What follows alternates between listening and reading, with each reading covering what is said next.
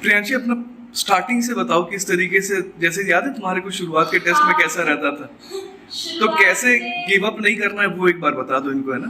जैसे तुम पहले सबसे पहले कब आई थी, ड्रॉपर बैच को ही शायद तुमने ज्वाइन करा था इसी टाइम पर, यही 9th of September। अरे बाप रे, 2021। और उस टाइम मैं बहुत घबराई थी क्योंकि नानी को जो फिजिक्स आता था अच्छे से नहीं पढ़ी, तो मैं केमिस्ट्री को अभी माइंड नहीं कर रही थी। पहले फिजिक्स को सीखूं, जो चीज़ नहीं आती है वो पहले सीखना जरूरी है, नहीं तो फिर जो चीज़ आती है बार बार उसको रिपीट करके फायदा नहीं है। तो उस टाइम मैं जो यहाँ सीखना आई थी, तो मैं बहुत इंट्रोवर्ट थी और बहुत शाय थी और बहुत ही ज़्यादा वो मैं डाउन टाइप की लड़की को ही रहती थी। तो उस टाइम कॉन्फिडेंस नहीं था मुझे, क्योंकि आता नहीं था, चीज़ें आती नहीं है तो कॉन्फिडेंस होता नहीं है। धीरे धीरे मैम और सर ने मुझे बहुत सपोर्ट किया एंड प्लीज फॉलोअर से बनो, मैं यही कहूँगी क्योंकि मैं बहुत अच्छी फॉलोअर रही हूँ। इन लोग जो भी कह रहे हैं ब्लाइंडली फॉलो करो, किसी और की सुनने की जरूरत नहीं है। वो लोग मेंटर हैं, तुम्हें जो भी कहेंगे वो अच्छे से ले लेंगे, ऐसा नहीं कि कुछ भी बुरा करेंगे।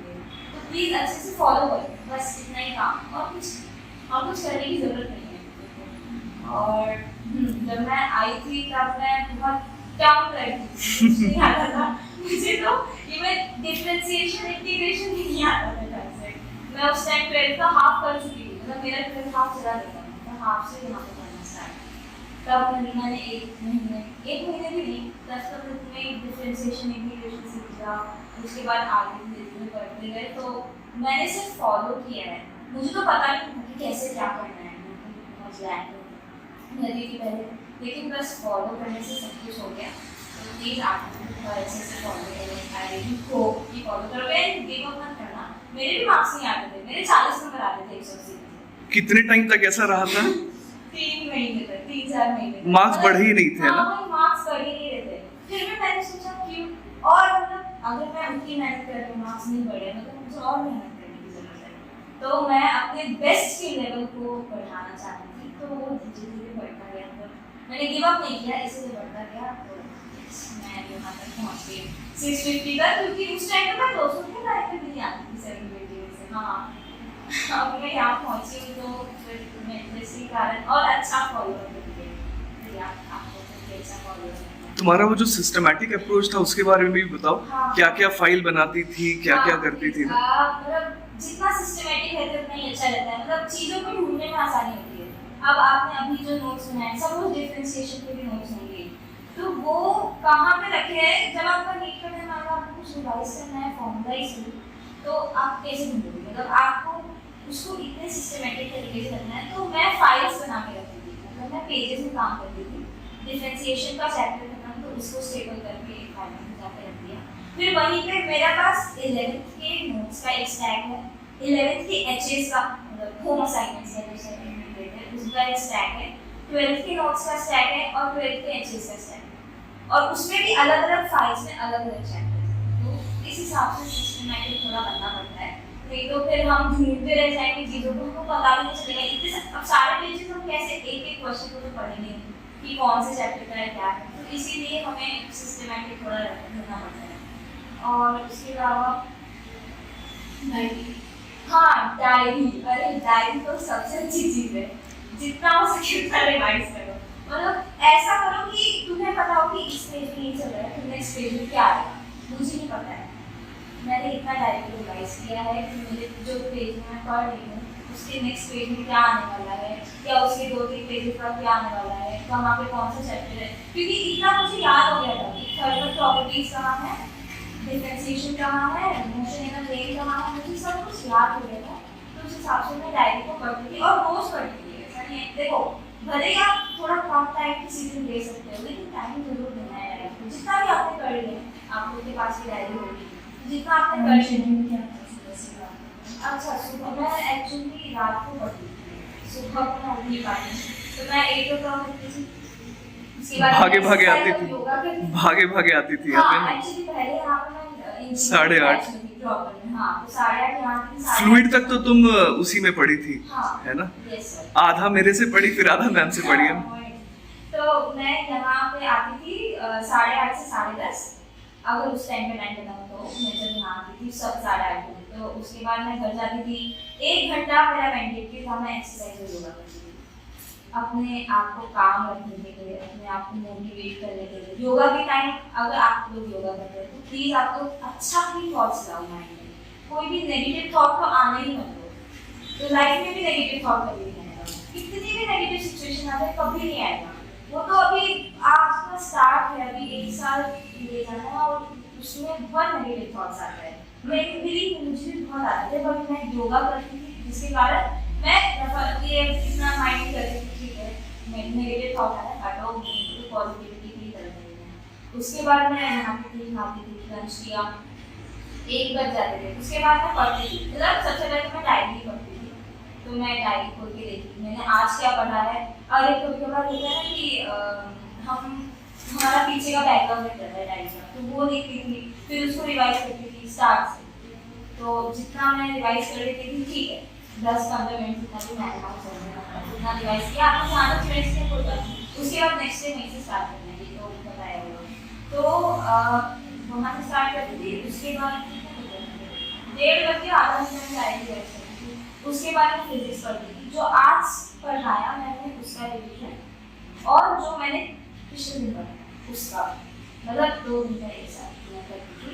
उसके बाद क्वेश्चंस तो खुद सॉल्व करने हैं, घर पे जाके जितने भी क्लास इलस्ट्रेशन करवाया मैंने सर ने, उतने सॉल्व करने हैं खुद घर पे।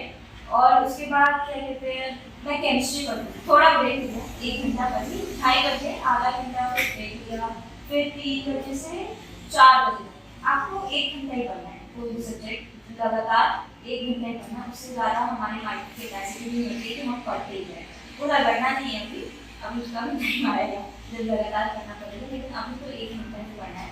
तो एक सब्जेक्ट पढ़े 1 घंटा, फिर ब्रेक लिए थोड़ा सा, फिर से पढ़े एक सब्जेक्ट, तो ऐसे करते करते मेरा 4:30 या 5 बज जाता था। उसके बाद मैं शाम का नाश्ता करती थी, तो 1 घंटा 6 बज जाता था।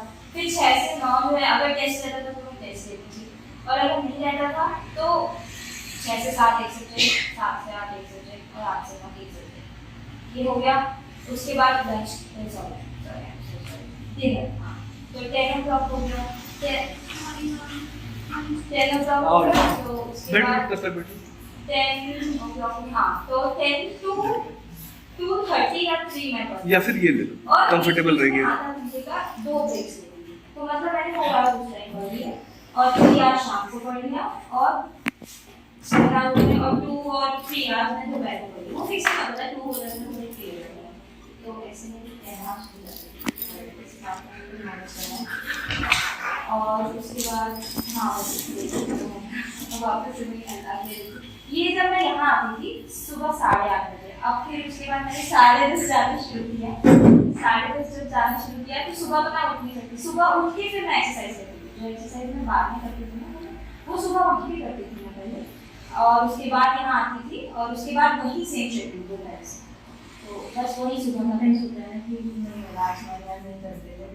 हाँ तो वो नहीं करो, किसने अब ऐसा तो नहीं है ना कि रोज होगा, वो नहीं मन करना तो ठीक मत करो, ऐसा नहीं है कि आप जबरदस्ती एकदम उसको खींचे जा रहे हो, वो जबरदस्ती करने से हमारे माइंड में कुछ नहीं जाता है, हमें बस लग रहा होता है कि हम पढ़ रहे हैं, जबरदस्ती करने किसी उसका हमारे को ये ध्यान देना पड़ेगा कि फ्रीक्वेंसी ना बढ़ जाए, नहीं मन कर रहा है ठीक है, वो वंस इन अ वाइल ही पॉसिबिलिटी है कि तुम अपने आप को वो करो, अदरवाइज तुम्हारे को सेल्फ मोटिवेट करना ही पड़ेगा। अगर ज्यादा एकदम 2-3 दिन से मन ही नहीं कर रहा है तो आपको मोटिवेशन की जरूरत है, इसका मतलब ये होता है, तो आपको मोटिवेट करना है तो कि आप वो काम क्यों कर रहे हो, वो रीजन लगा दो ना, आप क्यों कर रहे हो, आपके दिमाग में जब वो आएगा ना कि आप क्यों कर रहे हो, तो वो आपको अपने आप करने की कोशिश करेगा, तो इसलिए आप ऐसा कर सकते हो। और मोटिवेट खुद को रोज किया करो, मतलब मैं तो रोज एक मोटिवेशन कोट जरूर पढ़ती हूँ सुबह सुबह, ये मेरी आदत है, तो जिससे मेरा पूरा दिन जो है वो मोटिवेशनल रहता है, और उसी कोट को अगर कुछ भी रिलेशन आता है ना तो उस कोट को रिलेट करके मैं बहुत कुछ अच्छा कर लेती हूँ। हम लोग के डायरी का कोटेशन था ना, गुड थिंग्स टेक टाइम, तो वो प्रियांशी पे सबसे ज्यादा अप्लाई हुआ है, मतलब अच्छा होने में समय लगता है, तो वो प्रियांशी ने दिखाया, मतलब मेरे को याद है इसका नंबर बढ़ ही नहीं रहा था स्टार्टिंग में ना, बढ़ नहीं रहा था, क्योंकि क्या है ना, फिजिक्स एक ऐसा सब्जेक्ट है ना जिसमें पहले तुम्हारे को गैदर करना होगा कॉन्सेप्ट, ढेर सारा कॉन्सेप्ट गैदर करने में ही टाइम लग जाता है, लेकिन जब एक बार तुम्हारे पास अच्छा कॉन्सेप्ट आ गया ना, उसके बाद नंबर कहीं नहीं जाएगा, उसके बाद तो इसका 180 में 180 कितने बार आया है, सिर्फ इसका नहीं हिमानी का भी आया है। हिमानी का भी इस बार जो है नीट में 624 आ रहा है, एक्सपेक्टेड है सारे पेपर से, और तुम्हारा आ रहा है 650 है ना। तो इस तरीके के मार्क्स है। और फिजिक्स में प्रियांशी का आ रहा है 170, राइट? कितना आ रहा है? 170 आउट ऑफ 180 आ रहा है, और हिमानी का आ रहा है 166, है ना।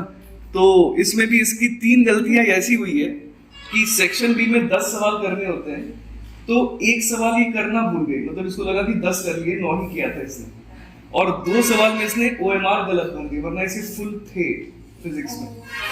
तो इस तरीके का मामला था, और ये लोग हाँ बहुत केयरफुल रहना है। तो यहाँ पर मिस्टेक हो गई बस तो नीचे वो परमानेंट हो जाता है। देखा ही फिर से हाँ। तब तक वो काफी कुछ हाँ नहीं बहुत बड़ा देता है। तो मतलब वही है कि तुम लोगों को ना गिव अप कभी भी नहीं करना है, मतलब लगे रहना है, लगे रहना है, लगे रहना है। कंसिस्टेंसी, हार्ड वर्क एंड मेहनत। और प्रियांशी तो मैम को रिपोर्ट रोज करती थी, हाँ। इस बारे में भी बताओ थोड़ा।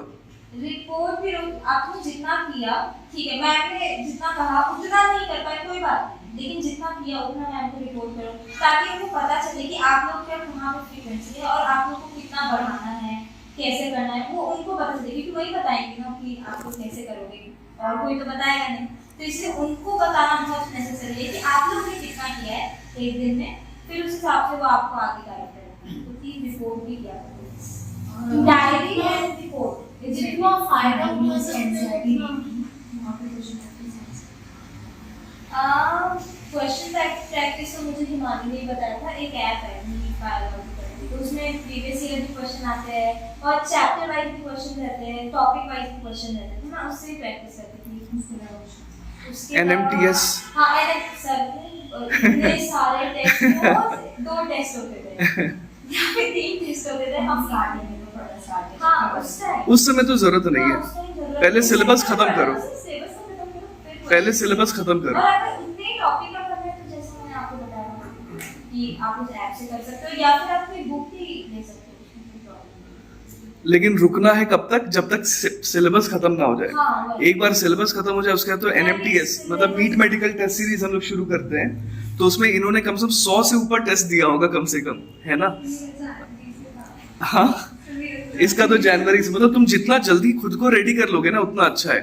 जैसे प्रियांशी क्या थी कि ये नई आई थी हमारे पास, है ना, इसको 1 साल में हमने पूरे 2 साल का कराया, और हिमानी क्या है कि हमारे पास 2 साल से थी, सर एक साथ में 10 ही महीने में इसको 2 साल का पूरा पढ़ाया गया है। तुम लोग के पास तो फिर भी ज्यादा समय शायद, है ना। और हिमानी हमारे पास 2 साल से थी, तो इसका थोड़ा पहले से ही हो रखा था, तो इसको और शुरुआत और पहले से, मेरे को लगता है 2-3 महीने पहले से ही हम लोगों ने इसकी टेस्ट सीरीज शुरू कर दी थी।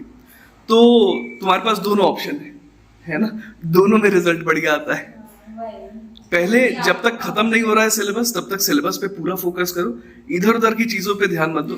और अगर तुम्हारे को लगता है कि नहीं मेरा कमांड ऑलरेडी आ गया, तो शुरुआत से ही चालू कर सकते हो टेस्ट सीरीज वगैरह, वो सारा हम लोग प्रोवाइड कराएंगे। हाँ ये तो है, मतलब जो सर कह रहे हैं मैम कह रहे हैं तो फॉलो अप करो, मैं देखने इंटरेस्ट करें, अच्छे नंबर अपने आप आ जाएंगे।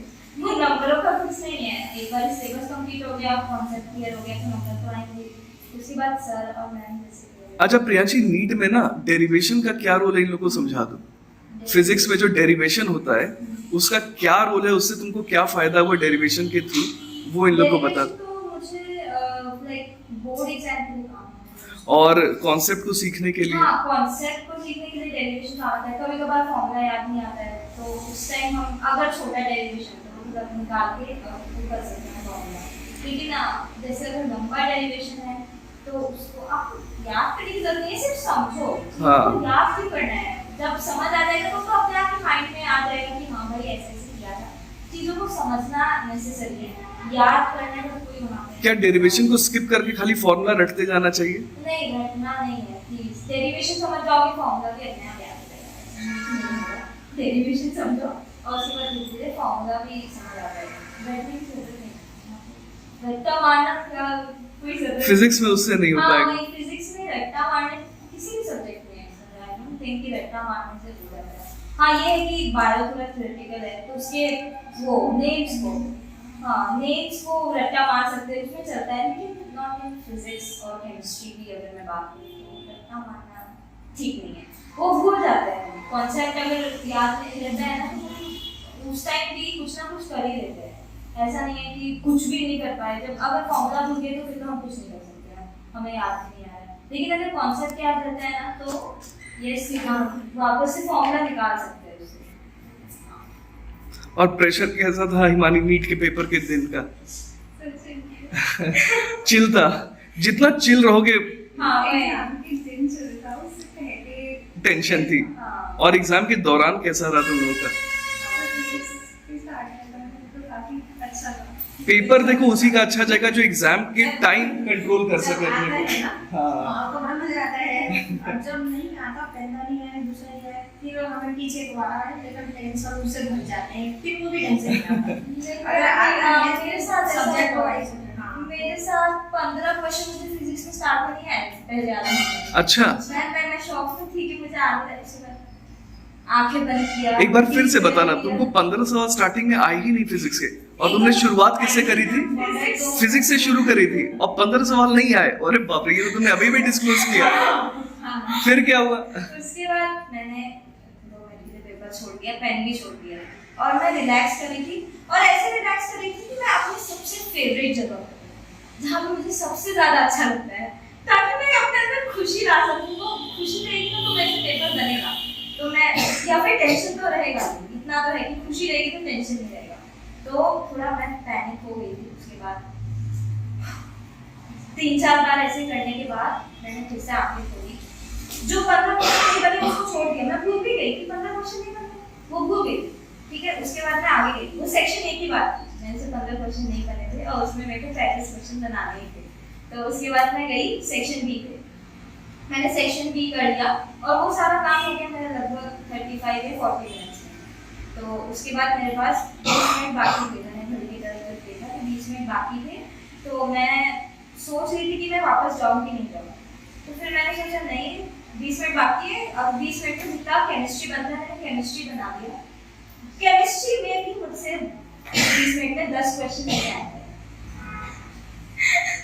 तो उसके बाद जो 10 क्वेश्चन नहीं आए उसको भी छोड़ दिया मैंने। अब जो मैं वापस से गई फिजिक्स पे, जो 15 क्वेश्चन थे उसमें से मेरे 12 क्वेश्चन बन गए। तो मैं बहुत खुश थी कि हाँ भाई बन गए। तो अब रिलैक्स करने के बाद ही मैंने, ऐसा तो नहीं है कि मैं उसी पे घसे जा रही हूँ अपना पेन, तो उससे तो हुआ नहीं कुछ। रिलैक्स किया, थोड़ा आगे बढ़ गई, उसको भूल गई थोड़े टाइम के लिए कि वो एग्जिस्ट ही नहीं करता है। जो 15 क्वेश्चन नहीं बने वो चीज़ एग्जिस्ट नहीं कर रही है, उसको भूल के आप आगे बढ़े। उसके बाद आपने जो क्वेश्चन बनाया ठीक है, अब जहाँ पे अटक गए फिर मैं वापस से पीछे आ गई और मैंने फिर से वापस से किया। तो उसमें 12 क्वेश्चन बन गए, 3 क्वेश्चन बाकी थे। तो मैंने कहा चलो ठीक है अभी छोड़ दे इसको। फिर मैं केमिस्ट्री पे गई, जो 10 क्वेश्चन नहीं बने थे उसके आगे गई थी। तो फिर धीरे धीरे आई थिंक 1.5 घंटे या 1.25 घंटे हो गए थे। तो उस टाइम मेरा केमिस्ट्री कंप्लीट हो गया था विदाउट 10 क्वेश्चन, जो कि सेक्शन ए में नहीं बने थे। उसके बाद मैं सोची कि इसको अभी रहने देते, अभी कुल मिला के 13 क्वेश्चन मुझसे नहीं बने जो कि मैंडेटरी है बनाने। उसके बाद मैं गई बायो पे। तो बायो पे मैं ऑलमोस्ट 1.25 घंटे पे चली गई थी और 1 घंटा मेरा हो गया। 45 मिनट्स में 15 + 20 कितना होता है 35। हाँ 35 मिनट्स बचे और 35 मिनट्स में अब मैं सोच रही हूँ कि मैं जो 15 मिनट है वो उन क्वेश्चन को जो केमिस्ट्री में नहीं बने। तो केमिस्ट्री में मैं गई, उसमें से मेरे सारे क्वेश्चन थे। मैं जब गई मैं बहुत खुश थी कि हाँ चलो बन गए। शांत दिमाग से किया, इधर उधर से थोड़ा घूम के आ गए और मैं तो यही इमेजिन कर रही थी। और मैं आपको पता है मैं तो पॉलिथी मार के बैठी थी उस चेयर पे, एकदम कंफर्टेबल यार, एकदम कंफर्टेबल होके बैठेंगे, मेरा ही प्लेस है, मैं आराम से बैठूंगी। तो आराम से बैठी थी और फिर मैंने काम किया, केमिस्ट्री हो गया, फिजिक्स के 3 क्वेश्चन बाकी थे वो भी बन गए। मैं केमिस्ट्री के बाद वो भी बन गए। उसके बाद नहीं सॉरी फिजिक्स का 1 क्वेश्चन उस टाइम भी बाकी था, आई थिंक 5th क्वेश्चन था। तो उसके बाद बायो में भी मेरे 15-20 क्वेश्चन छूटे हुए थे। मैं फिर बायो पे गई और मेरे पास 20 मिनट बाकी थे। मैंने किए और वो 10 मिनट में हो गया पता नहीं कैसे हो गया। मेरे को समझ आ गया कुछ नहीं, पहले नहीं आ रहे थे, क्लिक नहीं हो रहे थे। फिर अचानक से मतलब मैंने बार-बार आंखें बंद करी थी और डीप ब्रेथ ले रही थी और ऐसा मैंने 3-4 बार किया है। तो आपको ये करना है ताकि आप थोड़ा काम हो जाए। ये काम करने का बहुत अच्छा तरीका होता है। और अगर उससे भी काम नहीं होता तो पानी पी, पानी पी सकते हो। तो मैंने पानी भी बहुत बार पिया है, सिर्फ नॉट गल्प। सिर्फ बाय सिर्फ, हाँ एकदम गल्प नहीं करना है, सिर्फ बाय सिर्फ पीना है पानी। और उसके बाद मेरे से 10 मिनट बाकी है और एक क्वेश्चन बाकी है मेरा। तो अब मैं सोच रही थी कि ये क्वेश्चन बन के मिला है, तो मैंने सोचा कि यार ये क्यों सोचना है, मैं सोचती हूँ कि ये क्वेश्चन को कैसे बनाना है, क्योंकि पहले दिमाग में नेगेटिव थॉट आ गया, तो मैंने कहा नहीं नेगेटिव थॉट नहीं आना है, इस क्वेश्चन को कैसे बनाना है ये सोचती हूँ। तो मैं उस क्वेश्चन को बनाने लगी। अब मेरा आंसर आ गया और उसको मैंने मार्क भी कर दिया, लेकिन फिर से मैंने उस क्वेश्चन को बनाया तो मेरा आंसर कुछ और आ रहा था। तो वो मैंने मैम को बताया था कि वो गलत हो गया, लेकिन जब मैंने देखा ना, जब वो क्या आंसर शीट में जो प्रोविजनल आंसर शीट होती है, तो उसमें मेरा आंसर सही था, तो मैंने मार्क किया। ठीक थी कि हाँ ठीक है, तो ऐसे मेरा पूरा पेपर हुआ। बहुत कंसिस्टेंट वे में मेरा पेपर हुआ है कभी, लेकिन हो गया। और वो भी काम करने से हुआ है, नेवर गिव अप, मैंने गिव अप नहीं किया। ऐसे तो नहीं एक पेपर नहीं हो रहा, 10 क्वेश्चन छोड़ दो यार, नहीं हो रहा कुछ, ऐसे तो कर नहीं सकते ना, आपको पूरा पेपर करना है। तो इसीलिए आपको जितना हो सके उतना काम रखना है। मैं वहाँ पे गई थी ना, तो मैं एकदम चिल थी। मेरे को तो ऐसा लग रहा था कि मैं पिकनिक मनाने गई हूँ, और मैं यही सोच रही थी कि मैं पिकनिक मनाने गई हूँ। जूते तो नहीं, चप्पल पहन के गई थी, चप्पल खोल दिए, आराम से बैठ गई सीट पे, जैसे ही बैठना है आपको आराम से, और उसके बाद मैंने पेपर दिया। तो आपको भी ऐसे ही करना है। और कोई बात नहीं, अगर 2-3 मिनट आपका डीप ब्रेथ में जा रहा है या आंखें बंद करने में जा रहा है, उसमें कोई प्रॉब्लम नहीं है, वो टाइम वेस्ट नहीं होता है। इवन वो आपको और भी ज़्यादा प्रोग्रेस करने में हेल्प करता है कि और भी अच्छे से कैसे सोच सके। ये चीज ये लोग डेली बेसिस पे भी कर सकते हैं, नहीं? जैसे कुछ बच्चे होते हैं जिनको लगता है कि हर जो कॉन्फिडेंस आता है ना, वो तभी आता है जब हम सब्जेक्ट को क्लियर कर चुके होते हैं और हमें वो पूरा आता है। हम ये सोचते हैं आप में कॉन्फिडेंस नहीं है, हमारे आता है, तो हम धैर्य से बैठे रहते हैं और जो आया वो हम रेडी रहते हैं। जब हम जिस सब्जेक्ट में कमजोर हैं या जो तैयारी होते हैं जिस लेवल की नहीं कर रही है, फिर हमें हो जाता है कि ना कहीं तो कंफ्यूज तो है, नहीं वो बाद में आ रहा हो, लेकिन पहले से कंफ्यूज रहता है कि ये अब हमसे होगा या नहीं होगा। तो ये तो तैयारी काफी करनी पड़ेगी। तैयारी तो करनी पड़ती है। अगर कोई चीज़ आपको नहीं भी आती है ना, तो उस बारे में आपको नहीं सोचना है, क्योंकि अगर आप उस बारे में सोचेंगे तो आपको जो आता है वो भी नहीं कर पाएंगे। तो इसीलिए आपको उसी पे फोकस करना है जितना आपको आता है। तो आप उस पे फोकस करेंगे तो उतने क्वेश्चंस तो आपसे बनेंगे जो आपको आते हैं, मतलब उतने तो मार्क्स सिक्योर हो गए। अब जो चीज़ नहीं आ रही है कोई बात नहीं, हम उसको ट्राई करेंगे, रिकॉल हो जाता है। अगर पढ़ा होगा तब रिकॉल हो जाएगा। वही और समझा होगा तो रिकॉल तो जरूर हो जाएगा। समझने वाली चीज़ है। मेरे से भी बहुत सारे क्वेश्चंस नहीं बन रहे थे, तो मैं जितना हो सके ना, जो कॉन्सेप्ट मैंने बिल्डअप किया था वो 10 महीने में, उसी को याद कर रही थी। और इवन आंखें बंद करके याद कर रही थी, कौन सा मैं पेपर को देख रही थी, मैंने पेपर की शक्ल भी ढंग से निहारी थी। तो तुम डेली बेसिस पे थोड़ा सा मेडिटेशन करती थी ना, हर दिन भी वैसे? हाँ, तभी जाकर के तुम एग्जाम के दिन भी उस चीज को कर पाई। डेली बेसिस पे डायरी से होता है क्या? मैंने डायरी में डेरिवेशन भी लिखे हैं। नहीं, मैं मेडिटेशन की बात कर रहा हूँ। अच्छा, मेडिटेशन, सॉरी हाँ। मुझे डेरिवेशन समझ आया। मेडिटेशन भी हाँ, डेली बेसिस पे करते थे क्या? मेडिटेशन भी डेली बेसिस पे। तो मैं वही कह रहा था कि कुछ लोगों को ऐसा लगता है ना कि अगर हम लोग थोड़ा सा टाइम रोज मेडिटेशन पे देंगे, उससे जब पढ़ लेते हैं, टाइम क्यों वेस्ट करें, है ना? नहीं, तो meditation time। वो चीज कहीं ना कहीं मेरे को लगता है स्टूडेंट लाइफ में बहुत ज्यादा हेल्पफुल होगा, हाँ, है ना? meditation is not क्योंकि a तुम time। एग्जाम के दिन अगर पैनिक करो, जैसा प्रियांशी के साथ हुआ था कि पैनिक मोड आ सकता था, लेकिन उसने पैनिक नहीं करा। कहीं ना कहीं वो जो रोज वो थोड़ा थोड़ा टाइम मेडिटेशन पे निकालती थी, कहीं ना कहीं उसी की वजह से वो उस दिन मेडिटेट कर पाई। क्योंकि कोई अगर कभी भी मेडिटेट नहीं करता है तो अचानक से एक दिन वो अपने आप को कंट्रोल नहीं कर पाएगा, हाँ, है ये ना? तो तो ऐसा मेरे को तुम्हारी बात से समझ में आ रहा है वो ना? अचानक से नहीं होता है, वो कंसिस्टेंसी रखनी पड़ती है। वो मैंने कहा, हार्ड वर्क, कंसिस्टेंसी, और हर चीज तुम्हारे को प्रैक्टिस करना है। जैसे तुम फिजिक्स प्रैक्टिस करके फिजिक्स तुम्हारा बेटर होगा, केमिस्ट्री प्रैक्टिस कर रहे हो तो केमिस्ट्री बेटर होगा। उसी तरीके से तुम्हारे को मेंटल हेल्थ को भी कंट्रोल करने का प्रैक्टिस अभी से करना पड़ेगा, हाँ, है ना? कि तुम्हारे पास सिचुएशन नीट जिस दिन रहेगा या फिर जेई जिस दिन रहेगा, उस दिन का एक्सपीरियंस हम लोग रिक्रिएट कर ही नहीं सकते। समझ रहे हो? उस दिन जो तुम एक्सपीरियंस करोगे वो once in a lifetime होने वाला है। क्या एक्सपीरियंस करोगे तुम्हारे को नहीं पता, ऑलराइट? क्या सिचुएशन आएगा वो भी तुम्हारे को नहीं पता। एक ही चीज पता है तुम्हारे को कि वो सिचुएशन को तुम्हारे को ओवरकम करना है। है ना, क्या सिचुएशन आएगा वो तो तुम्हारे को नहीं पता। तो उसके लिए जो है ना, एक तो तुम्हारा जो भी कंपटीशन के लिए तैयारी कर रहा है, सबसे पहले सब्जेक्ट तुम्हारे को रेडी करना ही करना है। साथ के साथ तुम्हारे को अब मेंटली भी खुद को रेडी करना है, वो भी बहुत ज़्यादा इम्पोर्टेंट है कि तुम अपने आप को मेंटली रेडी करने के लिए क्या कर रहे हो, क्योंकि हर कोई इस प्रेशर को नहीं झेल पाता है, समझ रहे। अदर दैन द सब्जेक्ट एक बार के लिए बहुत सब लोग पढ़ के जो है सीख भी जाएंगे, लेकिन जो मेंटल प्रेशर है उसको ओवरकम करने के लिए भी तुम्हारे को स्किल को डेवलप करना है। तो हाँ, मेरा भी सजेशन यही रहेगा कि 5 से 10 मिनट्स जो है तुम लोगों को मेडिटेशन के लिए निकालना ही चाहिए, और उस टाइम पे तुम्हारे को विद पॉजिटिव थॉट्स को रिपीटेडली तुम्हारे को दिमाग में लाते रहना है कि हाँ मेरे से ही होगा, मेरे पढ़ने में मन नहीं लग रहा है, एवरीडे मुझे मन लग रहा है, मेरे से हो जाएगा, ये सारे पॉजिटिव थॉट्स जो है तुम्हारे को लाने पड़ेंगे। तो उसका प्रैक्टिस जब तुम करते रहोगे इवेंचुअली थोड़ा करके जब हम लोग प्रैक्टिस करते रहते हैं, कब वो इतना बड़ा बन जाता है हमारे को पता भी नहीं चलता है। और उसी तरीके से थोड़ा नेगेटिव थॉट को तुम फील करते रहोगे, कब वो इतना बड़ा बन जाएगा वो भी तुम्हारे को नहीं पता चलेगा। तो दोनों चीज़ें, तो मेडिटेशन तो क्या मेडिटेशन आप बड़ी एक्सरसाइज मत करो, मेडिटेट रोज करो प्लीज, क्योंकि मेडिटेशन बहुत हेल्प करता है वहाँ पे काम आपको नेचर प्रोवाइड करने के लिए, और माइंड को जितना हो सके डिस्ट्रैक्ट नहीं करना है, मतलब एक ही जगह फोकस रखने के लिए मेडिटेशन इज बेस्ट। और हिमानी तुम्हारा क्या इनपुट है इनके लिए?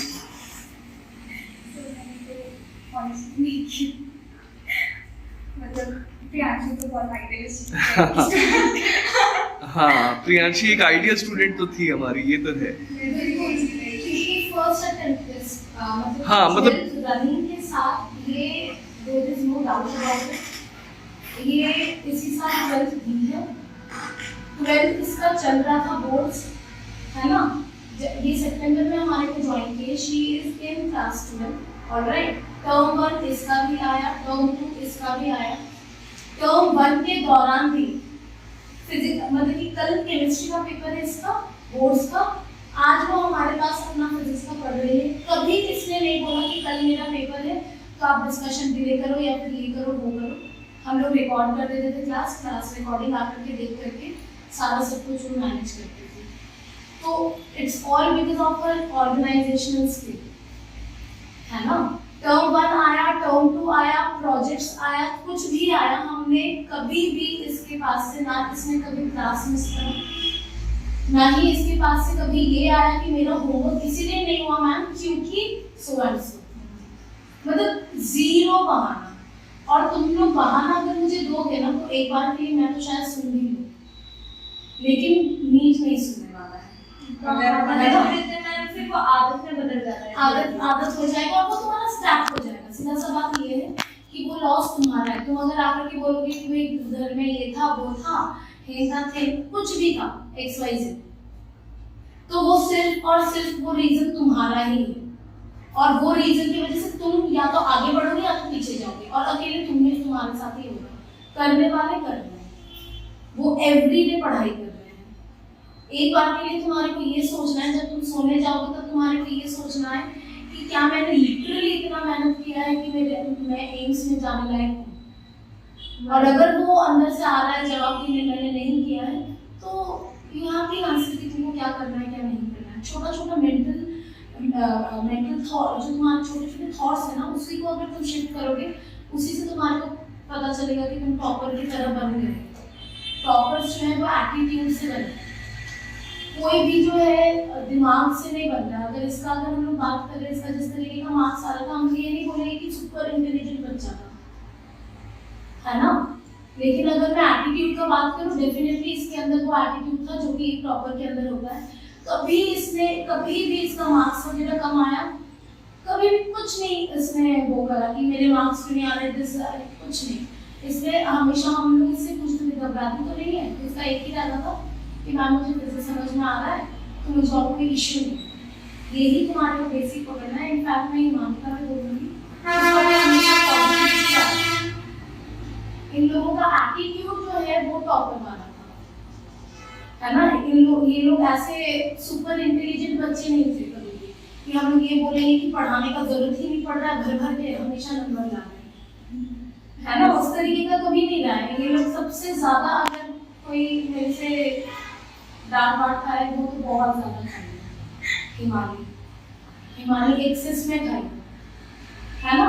लेकिन वही है कि वो भी एक बहुत अच्छी फॉलोअर है, बोल दिया कि क्लासेस हमको सारे अटेंड करने को करते हैं, टेस्ट देना है। ये लोग बीच बीच में रिक्वेस्ट लेकर के आते थे, लेकिन मैंने कभी नहीं, इन लोगों का बहाना नहीं सुना कभी, है ना, कि मेरा होमवर्क नहीं हुआ, इस वजह से नहीं हुआ, उस वजह से नहीं हुआ, सोना छोड़ दो, 2-4 दिन के लिए नहीं सोचे, कोई दिक्कत नहीं, है ना। लेकिन तुम्हारा सपना है, तुम्हारे को उसको गार्ड करना है, और वो तुम्हारा रिस्पॉन्सिबिलिटी है, और उसको गार्ड करने का तरीका एक ही है, कंसिस्टेंसी, है ना।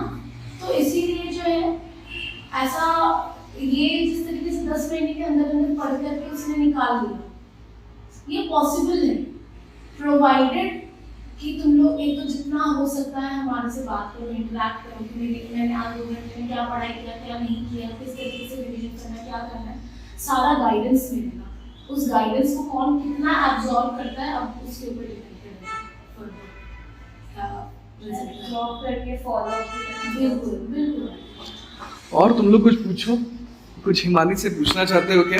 कि हिमानी OMR शीट के बारे में बताओ कि किस तरीके से फिलअप करना है, क्योंकि ना हमारी एक स्टूडेंट है जिसका OMR शीट उसने पूरा लास्ट के लिए रख दिया था, और उसका खाली बायो वो भर पाई, फिजिक्स मोरलेस उसका पूरा ऑलमोस्ट छूट ही गया, और केमिस्ट्री बहुत कम ही कर पाई, जबकि वो बहुत अच्छी स्टूडेंट है हमारी, इसका भी बहुत बढ़िया। आप कैसे करते हैं, सब्जेक्ट वाइज जो करते हैं, या 10 का या 20 का हाँ। करते हैं ना, लिस्ट बनाते हैं, किस तरीके से करती थी वैसे भी मैम। वैसे टेस्ट में तो मैं वैसे ही देखती रहती थी, वॉल्यूम बढ़ाओ।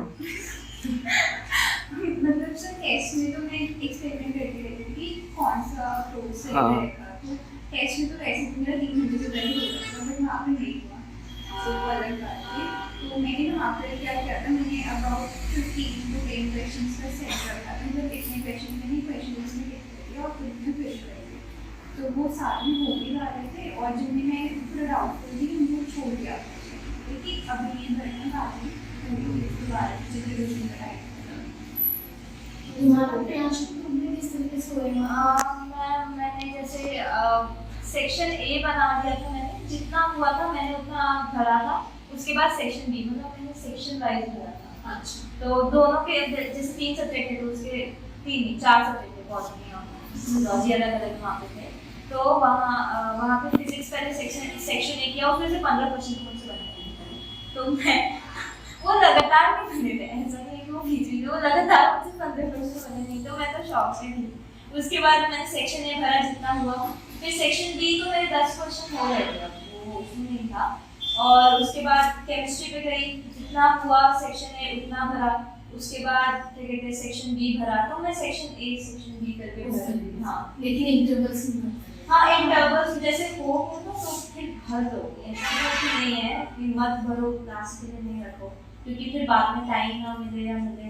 और उस टाइम जो है ना फिर वो एक तो वो सर्कल में इतना टाइम जाता है, लगता है कितना टाइम जा रहा है, तो इसलिए वो भी थॉट रहता है। तो वो ढंग से फिर आप मार्क भी करने में ना आपको ध्यान रखना होता है, तो आप ऊपर नीचे ना हो, इसीलिए तो मार्क करने में भी उस कंसंट्रेशन के लिए जो कि लास्ट में नहीं होता है, कभी भी नीट के एग्जाम के लास्ट में कभी कंसंट्रेशन होता है, फिर तो वो दिमाग इधर उधर जाता है, मैंने ये किया वो किया, इसमें हो गया ये हो गया।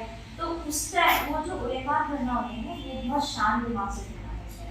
तो इसीलिए OMR भरने से पहले मैं हमेशा एक बार डीप ब्रेथ लेती हूँ, उसके बाद OMR भरती हूँ, हर एक सेक्शन में ऐसे ही है। तो अगर आप कर सकते हैं। प्रियांशी, फिजिक्स में तुम क्या क्या सॉल्व करी थी? एक तो होम असाइनमेंट करा होगा तुमने। हाँ, सबसे पहले क्लास रजिस्ट्रेशन जो सर ने आज पढ़ाया और जो कल पढ़ाया, मतलब 2 दिन का, तो वो क्लास रजिस्ट्रेशन सॉल्व किया। उसके बाद HA किया, उसके बाद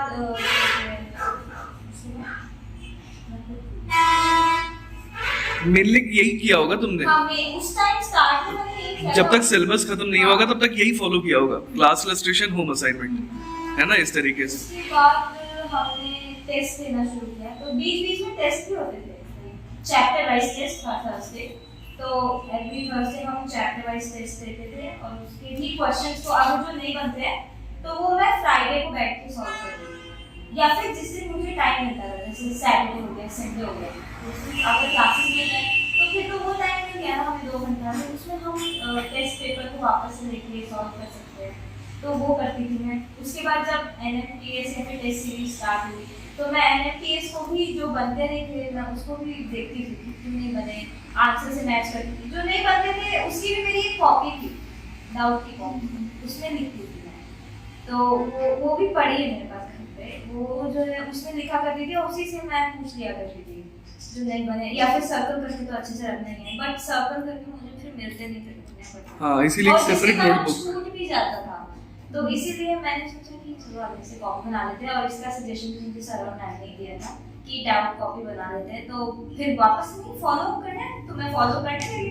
तो आराम से फॉलो किया। डाउट कॉपी में मेरे को इजी रहता था कि हाँ भाई इसमें से पूछना है, ये पूछना है, और फिर उसमें ही आंसर्स भी लिख देती थी, और कुछ एक्स्ट्रा पॉइंट्स होते हैं ना जो इम्पोर्टेंट होते हैं वो डायरी के पीछे मैं लिखती थी, डायरी को उल्टा करके पीछे, अब उसी में नहीं घुसा लेती थी कि हाँ भाई, और मेरी डायरी चैप्टर वाइज थी, मतलब मेरी डायरी वैसे नहीं थी, जो भी सर ने बोला वो तो उन्होंने कहा था कि मैं ऐसा करूँ, बट मुझे वैसा लगा कि मैं नहीं पढ़ पाऊंगी ढंग से, तो इसीलिए मैंने चैप्टर वाइज बनाई, और हर एक चैप्टर के लास्ट में मैंने एक पेज छोड़ दिया, क्योंकि अगर आगे मैम और सर ने कुछ बताया तो मैं उसमें लिख सकूँ, ताकि वो एक साथ कंबाइन होकर रहे, अलग अलग ना जाए, तो आप ऐसा भी कर सकते हो। हिमानी, तुमने फिजिक्स के लिए कौन कौन सी बुक ट्राई करी थी या क्या क्या मटेरियल किया था? Class illustration, home assignment, HCV का वो ऑब्जेक्टिव 1 ऑब्जेक्टिव 2 है ना, वो तो तुमने करा था पूरा, हाँ वो भी बहुत हेल्प किया था। HCV के ऑब्जेक्टिव 1 और ऑब्जेक्टिव 2 को जरूर फॉलो करो, अगर किसी के पास भी HCV नहीं है आजकल में ले लो, मतलब वो बहुत काम आएगा। उसकी थ्योरी कभी पढ़ती थी क्या? PDF भी है हाँ वैसे तो, बाकी इसकी थ्योरी कभी पढ़ती थी HCV की? जिस चैप्टर की जरूरत पड़ जाती थी उसे, ठीक है हाँ हाँ आधी चीजें तो क्लास में होती थी, HCV की ना, हाँ क्वेश्चंस भी होते थे, ऑलमोस्ट कवर हो जाता है वो। उसकी सेक्शन में वो ऑब्जेक्टिव वाले ऑब्जेक्टिव को थ्योरेटिकल क्वेश्चंस के साथ उससे आगे जाके टेस्ट में भी कई बार हाँ सवाल तो इस बार आया भी है, ये सवाल के बाद ऑब्जेक्टिव टू से बिल्कुल सबके आया है। इस बार तो नीट में बहुत सारे फिजिक्स के सवाल देखे देखे लगे होंगे। आई थिंक स्टार्टिंग में से क्वेश्चन था, तो एकदम खुश देखा था क्वेश्चन, हां स्टार्ट का था यार, मेरी उसमें जो बोर्ड था ना उसमें उसका कौन सा बोला आ मेरा तो भोलू था हाँ भोलू की, इसमें भोलू अलग था एंड कोड अलग था, हाँ तो अच्छा कोड तो मेरा आ गया बताइए। हाँ तुम लोग को इतना प्रैक्टिस हो जाएगा ना यहाँ पे, एक बार जब सिलेबस खत्म होगा फिर इन लोगों का नहीं भी हो तो 4-5 बार रिवीजन मिनिमम मैं बता रही हूँ, और ये बीच बीच में ही रिवीजन का तुम्हारे को मौका मिलता भी रहेगा, और ओवरऑल रिवीजन भी 4-5 बार जब हो जाएगा तुम्हारा, तो मुझे नहीं लगता इन लोगों का जैसे इतने क्वेश्चन तुम लोग कर लोगे कि नीट का पेपर जो है तुम्हारे बहुत सारे सवाल देखा देखा लगेगा, ये तो ऑलरेडी देखा हुआ है। और मैम ने कहा था कि आपको हर एक वीक के एंड पे, मतलब कि संडे को पूरा वीक का रिवीजन करना है जो भी आपने पढ़ा, और महीने के एंड पे पूरा महीने का रिवीजन करना है जो भी आपने पढ़ा, तो मैंने वो भी फॉलो किया है। ये भले एक वीक ऐसा नहीं हुआ था तो मुझे बहुत वो लग रहा था, फिर मैंने मंडे को उसको रिवाइज किया, ऐसा नहीं कि उसको छोड़ देना है, उसको करना है, थोड़ा देख से कर लो, कोई बात नहीं, करना जरूरी है, तो वो भी आपको फॉलो करो। अब इसे ही करोगे तो बहुत अच्छा रहेगा, हैबिट में रहेगा तो आगे चल के प्रॉब्लम नहीं करेगा, तो इसलिए अभी से फॉलो करो। सेल्फ स्टडी को कितना टाइम देते थे तुम लोग? जैसे क्लास अटेंड करते थे कितने देर तक? मेरे को लगता है तुमने तो शुरुआत के जैसे मान लो 10 महीने तक तुमने ज्वाइन करा, तो फिजिक्स सिर्फ तुमने करा था राइट, बहुत टाइम तक? कितने महीने तक सिर्फ फिजिक्स करा था? सितंबर, अक्टूबर, नवंबर, दिसंबर, जनवरी, इतने टाइम तक सिर्फ फिजिक्स पे ही पूरा फोकस है नहीं कहीं ना कहीं? जनवरी 5 महीने तक फिजिक्स पे था, उसके बाद जनवरी में मैं ऑर्गेनिक पढ़ने के लिए मैम के पास गई, भावना मैम के पास, तो उन्होंने मेरे को फिर पढ़ाया ऑर्गेनिक, क्योंकि मेरा ऑर्गेनिक बिजनेस करता होता था, मुझे लेवल का भी नहीं आता था। फिर उन्होंने जब पढ़ाया तो बहुत अच्छा हो गया ऑर्गेनिक, जब समझ आने लगा कैसे किस कंपाउंड को कहाँ से बनाना है वो भी समझ आने लगा, तो वो इजी हो गया। लेकिन 5 महीने फिजिक्स में मेरा फोकस था, तो मुझे उसको बिल्कुल भी नहीं आता था, फिर भी केमिस्ट्री में कर लेती थी, फिजिक्स नहीं आता था।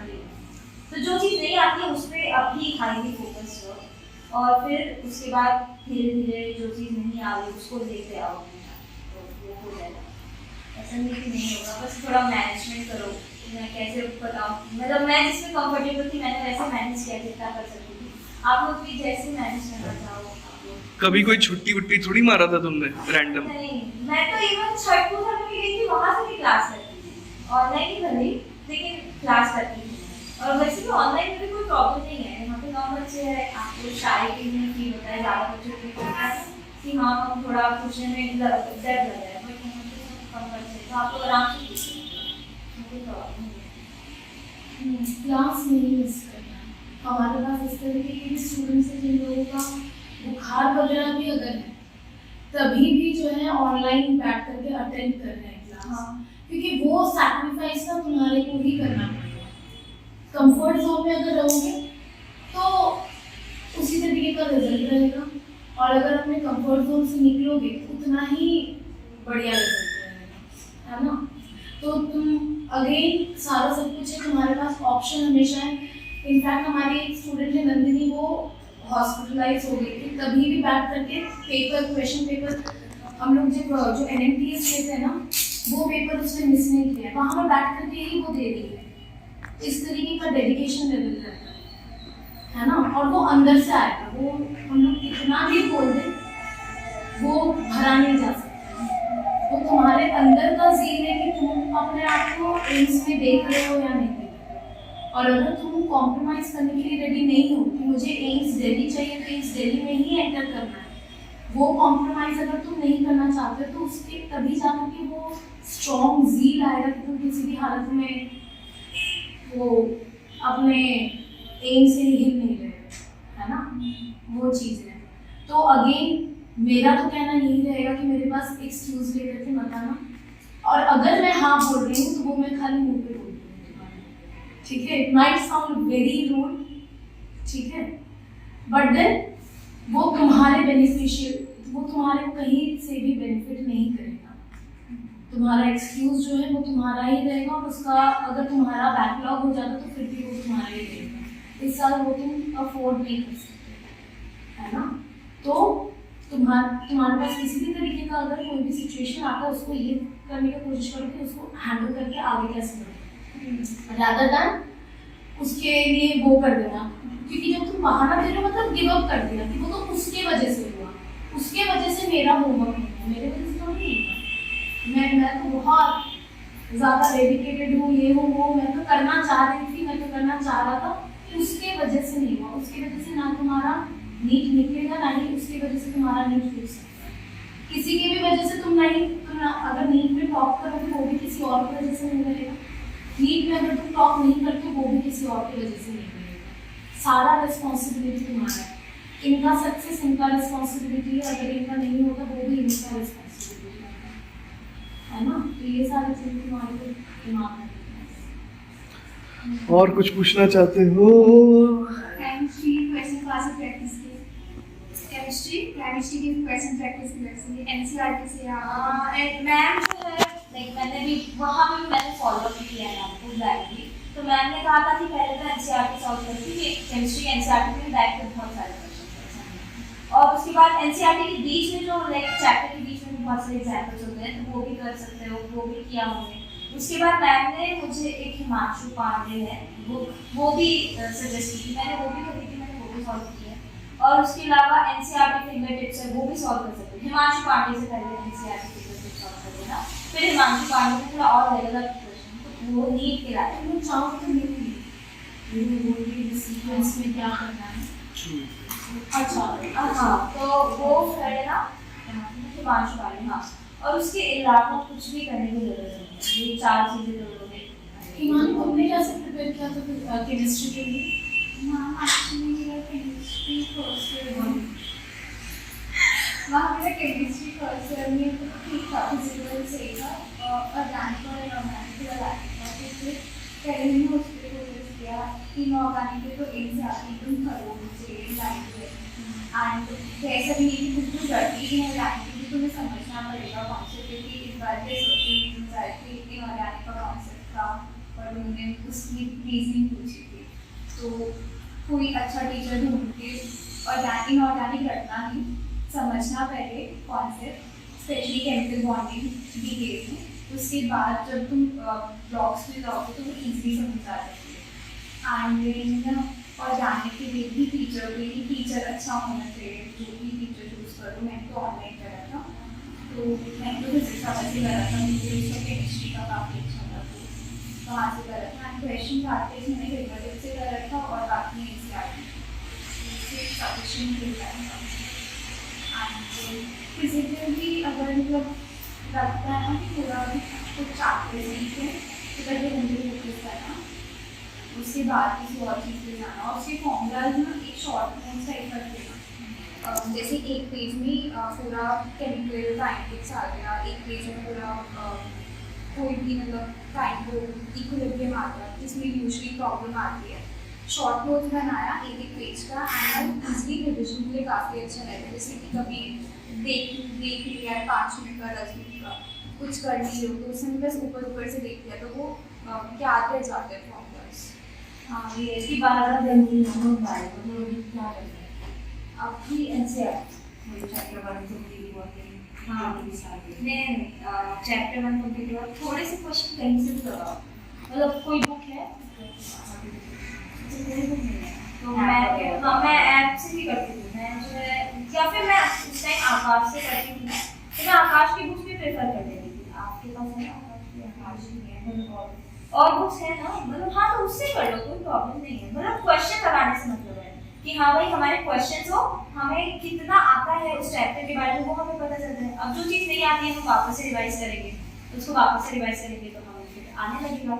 उसके बाद आप नेक्स्ट चैप्टर पे गए तो अब भी अगर आप हाँ नोट्स बनाओ कोई प्रॉब्लम नहीं है, लेकिन ये नहीं है कि एकदम राइट टू राइट लिखना है, वो नहीं है। आप जो भी आप पॉइंट्स में लिखना है, हर एक चीज़ को पॉइंट्स में लिखना है, ताकि पॉइंट्स तो एक तो ईजी होता है पढ़ने में और प्लस बड़ा सा पैराग्राफ देख के ना मन नहीं करता है पढ़ने का, तो इसलिए जितना हो सके बोरिंग हो जाता है। तो जितना हो सके जो है पॉइंट्स में बनाओ। अगर आप चाहो तो कलरफुल कर सकते हो, मेरी बुक तो बहुत कलरफुल रहती है क्योंकि मुझे अच्छा लगे पढ़ने में, बस अच्छा लगना चाहिए, खुशी हाइलाइटर्स वगैरह फुल हाइलाइट हो रहा है। मेरी डायरी भी कलरफुल है, खूब मन लगा के पढ़ना है नहीं। एग्जैक्ट जिससे मन लगे वो काम करो और पढ़ो। इसमें कोई वो नहीं है कि जो सामने वाला कह रहा है नहीं करना है, आपको जिससे भी कंफर्टेबिलिटी हो वो करो।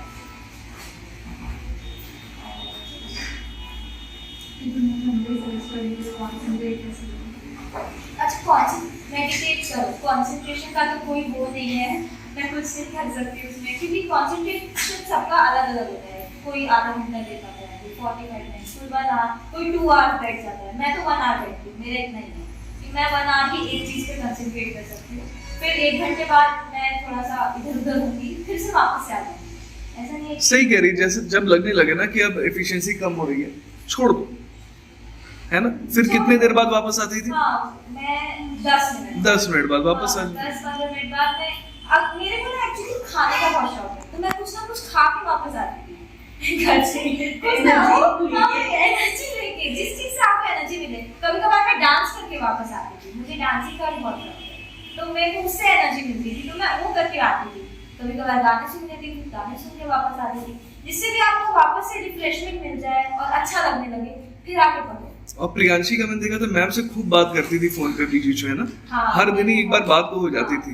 मैं बात भी बहुत करती थी क्योंकि मैम से इंटरेक्शन रहता था तो अच्छा रहता था, उनको पता रहता है। अब उसके बाद वो नहीं मुझे गाइड करती थी कि तुम्हें इतना करना है, इतने टाइम पे करना है, टाइम लिमिट भी होती थी, लेकिन उसको जो है ना आपको प्रेशर नहीं बनाना है कि इतना मैम ने टाइम लिमिट दे दिया है अब इसने नहीं करना है, ऐसा नहीं है। आप थोड़ा सा अगर आधा घंटा ज़्यादा लग रहा है तो उसमें कर सकते हो, बट हाँ ये कोशिश करो कि मैम ने जितना टाइम लिमिट दिया ना उतने में करने की कोशिश करो, पूरा ट्राई करो। नहीं हो पा रहा है कोई बात नहीं, आप नेक्स्ट टाइम कर लोगे, धीरे धीरे ही होगा, अब एकदम से तो हो नहीं जाएगा। तो इसीलिए धीरे धीरे उसको ट्राई करते करते आपको हो जाएगा, बस ट्राई देना है और गिव अप मत करना, क्योंकि गिव अप कर देते हैं ना, बाद में जो रिग्रेट होता है ना, वो गिव अप से भी बड़ा वाला बहुत वो लगता है कि हमने क्यों गिव अप किया, और वो रिग्रेट का बिल्कुल वो नहीं होता है सॉल्यूशन कि हम उसको कैसे वापस से ठीक करें। तो इसीलिए कोई भी कभी भी ऐसा मत करना कि जिससे आपको लाइफ में रिग्रेट हो, और गिव अप करने से तो सबसे ज़्यादा रिग्रेट होता है, तो वो मत करना। भले ही फेलियर हो रहा है कोई बात नहीं, मुझे नहीं होता था, मैं तो फेल ही होती थी, मैं तो 100 के ऊपर भी नंबर नहीं आती थी। तो मैं कहती थी चलो यार कोई नहीं, आ गई, अब समझ रही हूँ, तो अभी तो बच्ची हूँ, समझ रही हूँ, धीरे धीरे बड़ी हो जाऊंगी, नंबर भी आएंगे। तो जब कॉन्सेप्ट समझ लिया, नंबर आने लगे अपने आप को, बहुत खुश थी कि देखो मैंने जो सोचा था वही हुआ।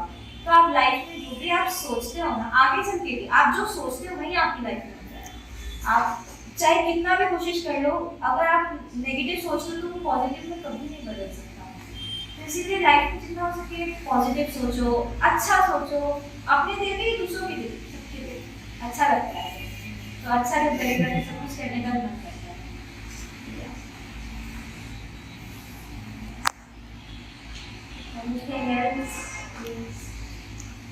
बायो के लिए कुछ पूछना होगा?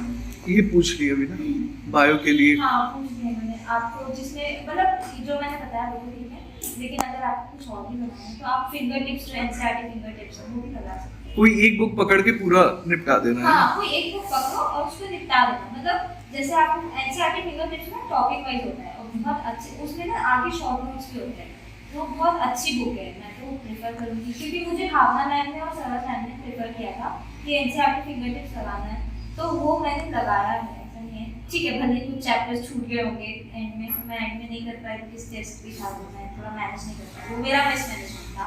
लेकिन अगर आप कर पाओ तो बहुत अच्छी बात है। फिजिक्स में भी तुमने फिंगर टिप्स करा था कि नहीं? नहीं, फिजिक्स में नहीं? कभी फिजिक्स में तो कभार मेनली तुमने, मेरे को लगता है क्या करा था एंड में, चैप्टर मतलब सिलेबस खत्म होने के बाद। सर HA किए थे। अच्छा, दोबारा? हाँ दोबारा किए थे। ये बहुत बार हम लोगों का हाँ, होता है। अच्छा, इसको एक बार और करा फिर? हाँ, कोई नया? नहीं, HCV फिजिक्स अच्छा। अच्छा, इनको ही रिपीटेड करते रहना। रिपीट किया, अब जितना आता है उतना तो अच्छे से आए, दे देना। और PYQ कब करा तुमने? PYQ सर हिमानी तुमने करा ही नहीं? PYQ अच्छा, इस बार नहीं करा? नहीं, मैंने नहीं किया। अच्छा अच्छा, वो ऑटोमेटिकली कहीं ना कहीं कवर हो ही जाता है वो, एक्चुअली ना जो हम क्वेश्चंस करते भी तो आपके लेक्चर वगैरह में तो आ जाता हाँ, है। कवर्ड था। सब या कवर आपने कुछ इतनी इजी थे कि बस वो देखती ही हो जाता है, तो मैंने उतना करा नहीं था। एक बार नजर डाल रही थी कि ऊपर से ठीक है, एक दो मिनट को लगा कि तो शायद ये थोड़ा राइट से शायद उसको देख लिया था, अदरवाइज नहीं करा। ये तो नई चीज पता लगी। चलो बढ़िया है। हाँ, यही कर रहे थे बायो और केमिस्ट्री के। फिजिक्स की जरूरत नहीं पड़ी। तुम्हारे को लूप में रहना है, यही कुछ पोर्शन हमने तुम्हारे को दे रखा है, उस पोर्शन को रिपीटेड तरीके से करते जाना करते जाना करते जाना। कुछ नया चीज करने का जरूरत नहीं है ना। देयर इज नो पॉइंट कि तुम सारा सवाल, बहुत सारा सवाल अगर तुम एक बार करो उसके बाद और सारे नए सवाल आएंगे जो तुम पूछ लेते ना कि समझ में नहीं आता है कि कौन सा फॉर्मूला कहाँ लगाना है। उसका रीजन ये है कि हम लोग भटकते रहते हैं कि ये कंटिन्यू कर लेते, अच्छा ये हो गया, अब ये करते, अगला ये करते, अगला वो करते, वो तुम्हारा कंफ्यूजन बढ़ाएगा। तुम्हारे को करना बहुत लिमिटेड चीज़ है, उस लिमिटेड चीज़ को इतने बार करना है कि उस लिमिटेड चीज़ों के ऊपर ऐसा कमांड आ जाए कि कोई भी नया सवाल अगर आता है तुम्हारे पास तो उस सवाल से लड़ने के लिए तैयार हो जाए। ये करना है, भटकना नहीं, है ना। और बायो में याद किस तरीके से रखा जाए उसके लिए कोई टिप्स? मैम बायो में तो बस मतलब जैसे स्टोरी बुक्स पढ़ते हैं ना, बायो में इंटरेस्ट होगा ना तो एनसीईआरटी, हाँ एनसीईआरटी पढ़ो, आराम से पढ़ो समझ के, ठीक है। एंड हाईलाइट करते जाना जो भी इंपॉर्टेंट लाइन्स लगती हैं, या फिर कभी क्वेश्चन प्रैक्टिस करें तो वहाँ पर से कुछ अटकता है तो वो हाईलाइट करना। एंड वहाँ पर साइड में जगह दे रखी है एनसीईआरटी में, गैप है काफ़ी, तो वहाँ पर शॉर्ट नोट्स अपने बनाते रहना, लाइन टू लाइन जो भी ऐड करना है, कोई जैसे कुछ एग्जाम्पल्स ऐड करने हैं तो बोलो, और एग्जाम्पल्स के लिए अलग से बना सकते हो short notes, like chapter wise की इस चैप्टर की ये एग्जाम्पल्स हैं, वो एनारोबिक बैक्टीरिया और एरोबिक बैक्टीरिया वगैरह स्टार्टिंग में जो आते हैं तो उनकी एग्जाम्पल्स अच्छे से याद रखना। और तो बस बार बार रीडिंग करोगे ना एनसीईआरटी का तो याद रह जाएगा। एंड अगर मतलब फ्रेंड्स हो तो डिस्कशन ग्रुप्स भी बना सकते हो, तो काफ़ी हेल्पफुल रहता है। तो मैंने तो यही किया था, इन क्लास के बाद में डिस्कशन ग्रुप था, डिस्कशन हम दो ही थे, डिस्कशन करते थे। उसका एक टारगेट रहता था कि एक चैप्टर करना है और लास्ट में उसके क्वेश्चंस करते थे, एंड जो भी डाउट था वो आपस में ही एक दूसरे को एक्सप्लेन करते थे, अपने आप ही याद रह जाते थे। और ऐसे पढ़ो बायो कि आप किसी को समझा रहे हो, सामने भले ही कोई बैठा नहीं है, मैं तो खुद बोल के कि हाँ ये लाइन पढ़ ली, अब उसके बाद मैं उस लाइन को समझाने की कोशिश करती हूँ बोल के। वो तो डैडा मम्मा मुझे बड़ा पागल समझते थे, क्या हो गया इसको बोल रही तो अपने आप में, हाँ मैं बायो पढ़ी हूँ अपने आप में, तो मैं समझा रही हूँ। अब आप समझाते हो ना किसी को तो सबसे अच्छे से याद रहता है। और उस चीज़ से जब आप समझा रहे होते हो ना तो आप अलग अलग तरीके से समझाते हो, और जितने अलग तरीके से समझाते हो अपने हिसाब से समझाते हो, आपको उतना याद रहता है, उतनी चीज़ें माइंड में रहती है। तो ऐसे ही पढ़ना हमारा पढ़ने से पढ़ाने में पढ़ाने में ज़्यादा फायदा होता है। तो इसलिए ऐसे पढ़ो कि आप किसी को पढ़ा रहे हो, बहुत मज़ा भी आता है और फिर समझ में भी आता है और याद भी हो जाता है। बट ये है कि एनसीईआरटी को मैंने पूरे 11th और 12th को 8 या 9 टाइम्स मैंने रिवाइज किया है। तो आपको भी करना है, क्योंकि जो 2021 की टॉपर थी उन्होंने 14 टाइम्स रिवाइज किया, जो 720 लेके आई थी। और मैंने उन्हीं से मोटिवेट होकर मैंने सोचा चलो कम से कम 12 से 13 बार करूँगी, बट हो नहीं पाया मुझसे, लेकिन मैंने 8 या 9 बार तो किया है। तो आपने भी जितना हो सके उतना करोगे। सारे सब्जेक्ट भी जो है तुम्हारा इस तरीके का नहीं होना चाहिए।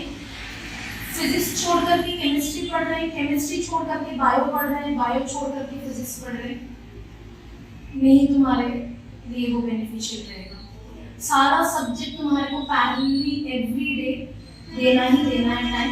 और मेरे हिसाब से मिनिमम तुम लोगों को क्या लगता है कि मिनिमम सेल्फ स्टडी कितना देना चाहिए हर एक सब्जेक्ट? बायो में तो सेल्फ स्टडी रहता था, तो आई थिंक मेरा एक चैप्टर हो जाता था 2.5 घंटा एवरेज। हाँ 2.5 घंटा कम से कम देती हूँ। हाँ मानी बायो के लिए तुमने एक कोचिंग वगैरह ज्वाइन की थी? नहीं ना, खुद से ही सेल्फ स्टडी से हो जाता है ना?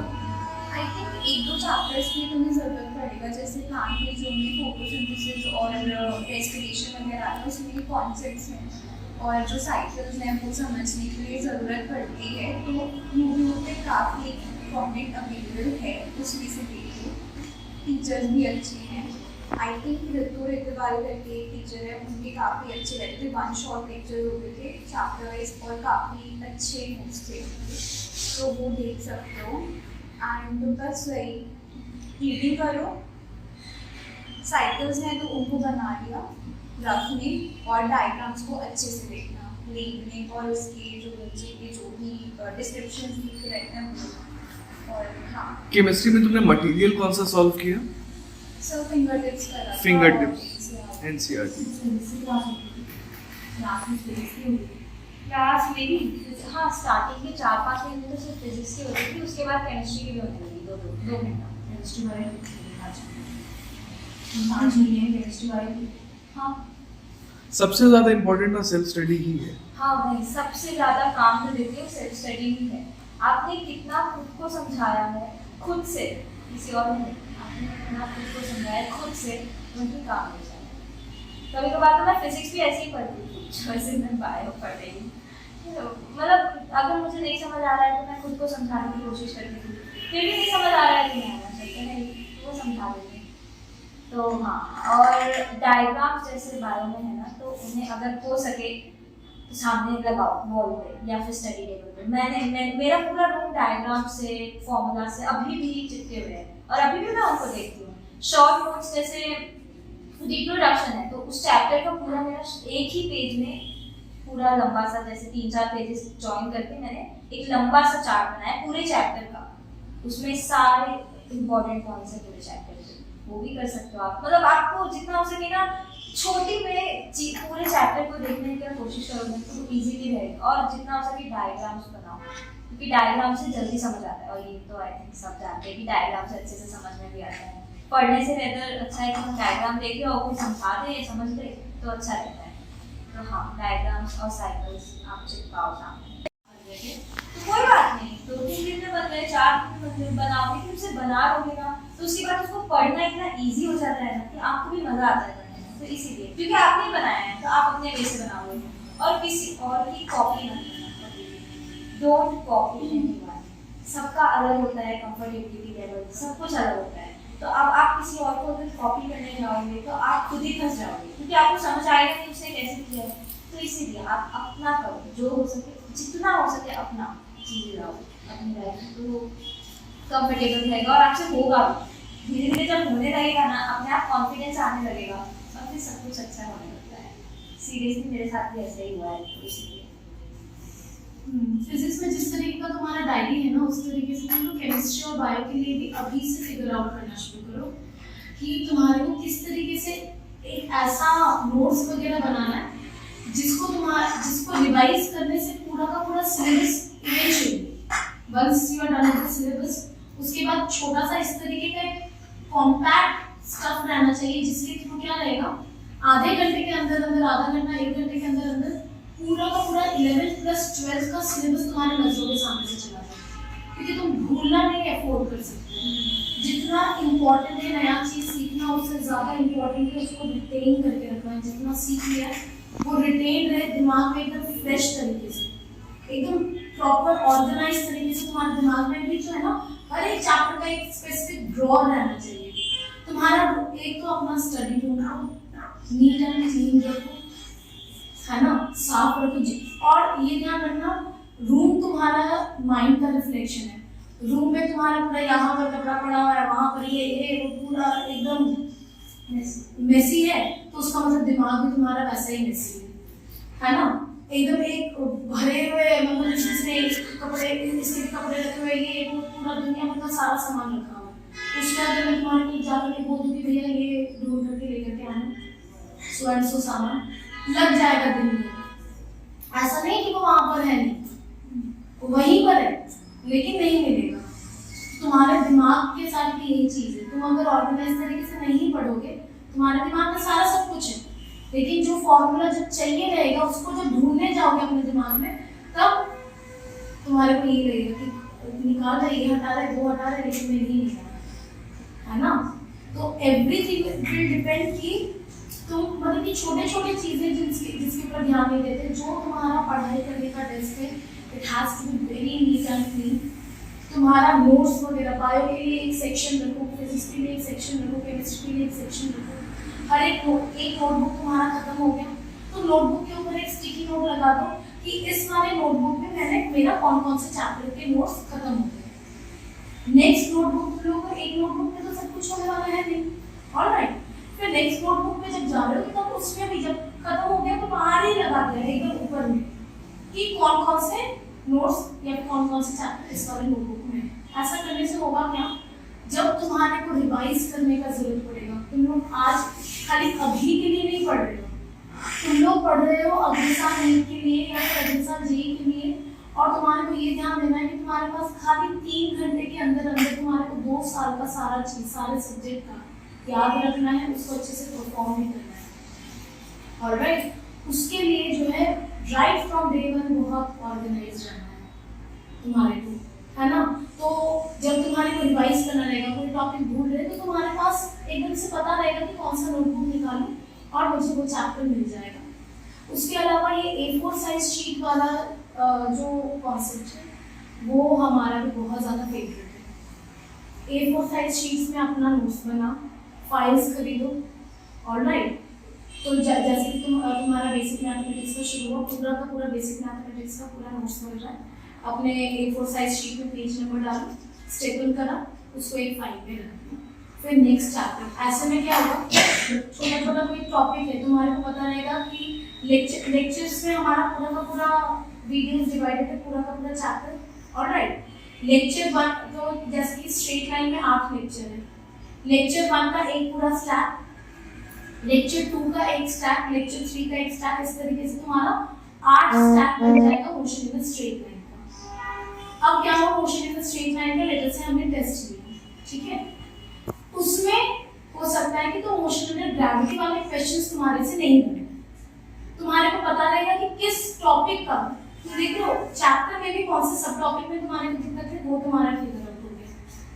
तुम्हारे पास अगर इस तरीके से रहेगा सारा फाइल वाइज, है ना, तुम्हारे को क्या करना है, खाली motion and gravity lecture number 6 के शीट्स को निकाला, तुम्हारे को पता है कहाँ पर है क्वेश्चंस, निकाला, रिवाइज करा, उसका एचए को रिवाइज करा, तुम्हारा वो टॉपिक शॉर्ट हो गया। यही अगर नोटबुक वगैरह में रहेगा तो क्या रहेगा, तुम्हारे को नोटबुक निकाल करके पलटना पड़ेगा। ट्रस्ट में नहीं करते हैं लोग, इतना जो थोड़ा थोड़ा तो हमारे को टाइम लग जाता है ना, उसी की वजह से हम लोग रिवाइज करने से भागते हैं, है ना। तुम जितना, तुम्हारे को अगर यहाँ तक पहुँचना है ना, और रास्ता ये है, इस रास्ते को तुम जितना छोटा रखोगे और जितना क्लियर रखोगे, उतना ज्यादा जल्दी तुम अपने डेस्टिनी तक पहुँचोगे, समझ रहे हो। और अगर तुम्हारे वजह से रिवीजन करना है, लेकिन रिवीजन करने के लिए उस टॉपिक को ढूंढने का रास्ता अगर तुमने बहुत बड़ा बना रखा है, तुम उस रास्ते पे जाओगे ही, तुम रिवाइज ही नहीं करोगे, बोलोगे छोड़ो नेक्स्ट पे जाते हैं, वो देख लिया जाएगा। जहाँ ये काम करना शुरू कर रहे हो वहाँ पर चलते हैं। तो ये A4 साइज शीट वाला जो कॉन्सेप्ट है, ये बहुत ही ज़्यादा इफेक्टिव है इसमें। और अगर आप A4 शीट्स में नहीं कर पा रहे हो तो आप इंडेक्स बना सकते हो। मेरी इंडेक्स बनी हुई है, डायरी की इंडेक्स है मेरे पास, तो मेरे को जो भी देखना होता था मैं तुरंत खोलती थी। अब ये नहीं है कि ये कर रही हूँ, उसमें इंडेक्स में लिखा कौन से पेज नंबर पे कौन सा चैप्टर है, उसमें गई, और उसमें भी ऐसा रिवीजन होता है आप लोगों का कि आपको याद रहेगा कि कौन से पेज नंबर पे क्या होगा है, तो मेरे को नहीं याद रहता है। ऑर्गेनाइज्ड, और तुम्हारे को बहुत ज़्यादा हेल्प करेगा, है ना। मतलब इतने ये सारी चीज़ें पढ़ाई से रिलेटेड नहीं है, ये सारी चीज़ें तुम्हारा स्किल डेवलपमेंट वाला चीज़ है ना। ऑर्गेनाइज करो और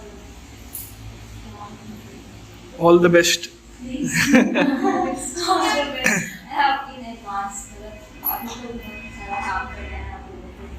सब कर लोगे, ऐसा नहीं कि कोई कर नहीं पाएगा, आप सब लोग कर लोगे। बस ये है कि आपकी अभी की हैबिट्स आपको उस टाइम काम देगी। आपकी जितनी हैबिट्स अच्छी होंगी, जितना ऑर्गेनाइज रहोगे, जितने कंसिस्टेंट रहोगे और जितना ही ज़ील रहेगा उतना ही अच्छा। तो उसके लिए ज़ील के लिए तो आपको मेडिटेट करना पड़ेगा और अपने आप को बार बार बोलना पड़ेगा। और अगर आप वो भी नहीं कर पा रहे तो एक काम करो कि आप जो है अपने सपने को अपने सामने रखो हमेशा। मेरा सपना भी हमेशा मेरे सामने रहता है, फ़ोन के वॉलपेपर में भी मेरे पास मेरा सपना ही है। तो इसीलिए कभी भी अगर आप फ़ोन भी खोलते हो तो वो मुझे दिखता है सबसे पहले, और उसके बाद ही स्टार्ट होता है।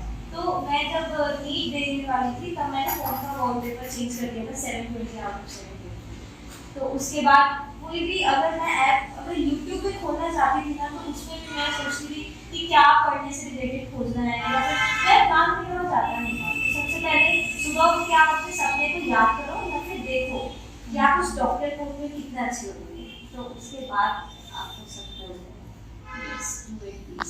जितना हो सके अपने आप को मोटिवेटेड। बिल्कुल बिल्कुल, जब भी नींद आए तुम लोग अपने वॉल ये बेड के सामने लगा लो नीट, ठीक है, और एक और स्लीप टिक करो कि मैं नीट से ज्यादा प्रेफर कर रहा हूँ सोना। टिक करो, खुद को बोलो कि हाँ मैं इतना या फिर मैं इतनी ही ढीठ हूँ, तब जा करके सोने जाओ। और अगर नहीं हिम्मत बनता है कि स्लीप के तुम टिक कर पा रहे हो 720 उसको टिक करके उठ के पढ़ने लग जाओ। तुम्हारे नाम के साथ ही जो है तुम्हारा टैग जीवन भर के लिए लगेगा, है ना। इस एक साल अगर तुम लोगों को ये बोला जाए कि आज अगर तुम XYZ पैसा लगाते हो और वो 8 महीने के बाद 1000 गुना तुम्हारे को मिलने वाला है, तुम आज 1 रुपये लगाओगे, 100 रुपये लगाओगे कि 10 लाख रुपए लगाओगे, क्या अपना पूरा जमा पूंजी लगा दोगे? अगर ये गारंटीड रहेगी 8 महीने के बाद उसका 1000 गुना होना है, तो वही चीज़ है। 8 महीने के बाद तुम्हारे को इतना खुशी मिलने वाला है कि उसके लिए तुम्हारे को अभी डिसाइड करना पड़ेगा कि अपना पूरा जमा पूंजी लगा दोगे कि नहीं, रिलैक्स करोगे थोड़ा सा ये और अपने गोल को फिक्स रखना। क्योंकि मुझे तो बहुत लोग बोलते थे कि एम्स दिल्ली क्यों जाना है, किसी भी एम्स में मिल जाए सब बराबर है, ऐसे नहीं। एम्स दिल्ली की कोई बात ही अलग होती है, उसका डॉक्टर्स ही अलग होते हैं। तो एम्स दिल्ली जाना मतलब दिल्ली ही जाना है और कहीं नहीं जाना है, कोई भी एम्स में। वहाँ नहीं जाना है, एम से ऋषिकेश नहीं जाना, रायपुर नहीं जाना, मुझे कुछ देख नहीं जाना। तो इसलिए एक ही गोल रखो, और गोल के रास्ते जो है ना वो अलग अलग हो सकते हैं, लेकिन गोल को चेंज नहीं करना। अगर आपने गोल को चेंज कर दिया मतलब वो चीज़ आपको कभी चाहिए ही नहीं थी, तभी आपने चेंज किया है, वरना आप चेंज नहीं करते अगर वो आपको सीरियसली चाहिए।